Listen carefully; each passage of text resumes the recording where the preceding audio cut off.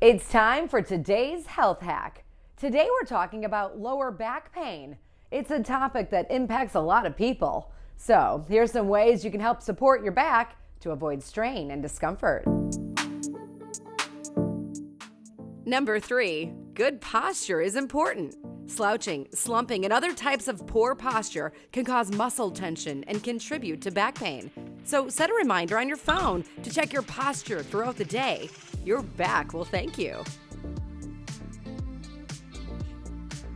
Number 2, when lifting something, be sure to use proper lifting technique. Squat down, bending only with your hips and knees, and lift with your hips and knees only.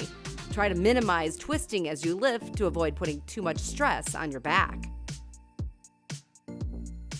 And number 1, build core strength with regular exercise to help stabilize your back and prevent injuries.